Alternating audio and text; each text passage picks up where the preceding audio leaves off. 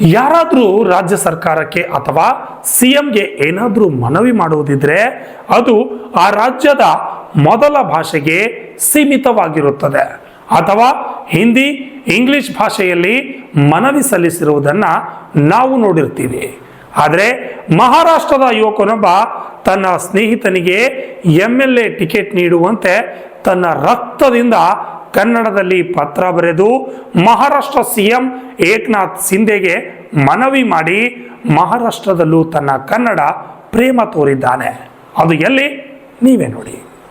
ಮಹಾರಾಷ್ಟ್ರವಾದರೂ ಕನ್ನಡಕ್ಕೆ ಇನ್ನಿಲ್ಲದ ಗೌರವ.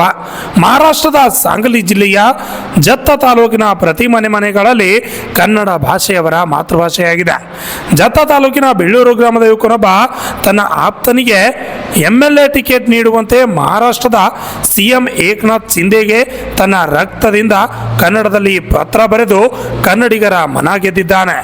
ಬಿಜೆಪಿ ಪ್ರಚಾರ ಸಮಿತಿ ಅಧ್ಯಕ್ಷ ತಮ್ಮನಗೌಡ ಪಾಟೀಲ್ಗೆ ಬರುವ ವಿಧಾನಸಭಾ ಚುನಾವಣೆಯಲ್ಲಿ ಜತ್ತ ತಾಲೂಕಿನಿಂದ ಬಿಜೆಪಿ ಪಕ್ಷದಿಂದ ಆ ಟಿಕೆಟ್ ನೀಡಬೇಕೆಂದು ತನ್ನ ಆಪ್ತ ಪೀರು ಕೋಳಿ ರಕ್ತದಿಂದ ಪತ್ರ ಬರೆದು ಎಲ್ಲರ ಗಮನ ಸೆಳೆದಿದ್ದಾನೆ. ಪೀರು ಕೋಳಿ ಈತನು ಕೂಡ ತನ್ನ ಕೃಷಿ ಸಹಾಯ ಕಾಯಕದೊಂದಿಗೆ ಸಮಾಜಮುಖಿ ಕಾಯಕಗಳಲ್ಲಿ ತೊಡಗಿ ರಾಜಕೀಯದಲ್ಲೂ ಗುರುತಿಸಿಕೊಂಡಿದ್ದಾನೆ. ಹಲವು ಬಾರಿ ಗಡಿಭಾಗದ ಸಮಸ್ಯೆ ಕುರಿತು ಹೋರಾಟಗಳ ಮೂಲಕ ಸರ್ಕಾರ ನ್ಯಾಯ ಪಡೆಯುವ ಕಾರ್ಯಕ್ಕೆ ಈತನ ಪಾತ್ರ ಮುಂಚೂಣಿಯಲ್ಲಿದೆ. ಮಹಾರಾಷ್ಟ್ರದ ಜತ್ತ ತಾಲೂಕಿನ ಜತ್ತ ಕನ್ನಡಿಗರು ಎಂಬ ಸಂಘಟನೆ ಸದಸ್ಯನಾಗಿ ಕನ್ನಡ ಪರ ಹೋರಾಟಗಾರನಾಗಿ ಗುರುತಿಸಿಕೊಂಡು ಕನ್ನಡದ ಬಗ್ಗೆ ಅಪಾರ ಕಾಳಜಿ ವಹಿಸಿದ್ದಾನೆ.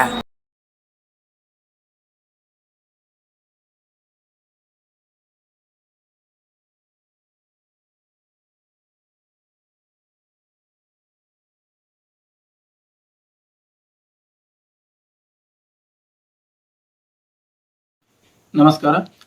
ನಾನು ಮಹಾರಾಷ್ಟ್ರ ರಾಜ್ಯದ ಜತ್ ತಾಲೂಕಿನ ಬೀಳೂರ ಗ್ರಾಮದ ಪೀರು ಕೋಳಿ.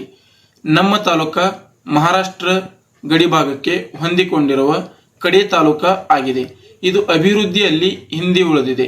ನಮ್ಮ ರಾಜ್ಯದ ವಿಧಾನಸಭಾ ಚುನಾವಣೆಗೆ ಕೆಲವೇ ದಿನಗಳು ಬಾಕಿ ಉಳಿದಿದೆ.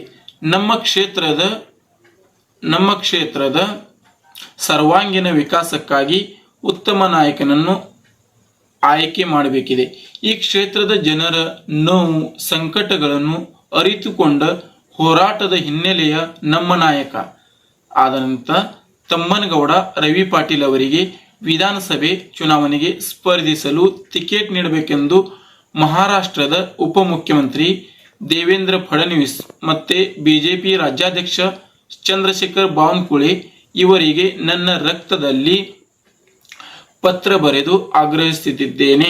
ಅಲ್ಲದೆ ಅವರು ಶಾಸಕರಾದ ಮರುದಿನವೇ ಮತ್ತೆ ನನ್ನ ರಕ್ತದಲ್ಲಿ ಕರ್ನಾಟಕದ ಮುಖ್ಯಮಂತ್ರಿಯವರಿಗೆ ಪತ್ರ ಬರೆದು ಗಡಿಭಾಗದ ನಮ್ಮ ತಾಲೂಕಿನಲ್ಲಿ ನೀರಾವರಿ ಯೋಜನೆ, ರಸ್ತೆಗಳು ಹಾಗೂ ಪ್ರಮುಖವಾಗಿ ಕನ್ನಡ ಶಾಲೆಗಳ ಅಭಿವೃದ್ಧಿ ಸೇರಿದಂತೆ ಹಲವು ಸಮಸ್ಯೆಗಳ ಕುರಿತು ಕರ್ನಾಟಕ ಸರ್ಕಾರವು ಮಹಾರಾಷ್ಟ್ರ ಸರ್ಕಾರದೊಂದಿಗೆ ಕೈ ಜೋಡಿಸಿ ಎರಡೂ ಸರ್ಕಾರಗಳು ಅಭಿವೃದ್ಧಿ ಮಾಡಬೇಕೆಂದು ಆ ಪತ್ರದ ಮುಖಾಂತರ ಮನವಿಯನ್ನು ಮಾಡುತ್ತಿದ್ದೇನೆ.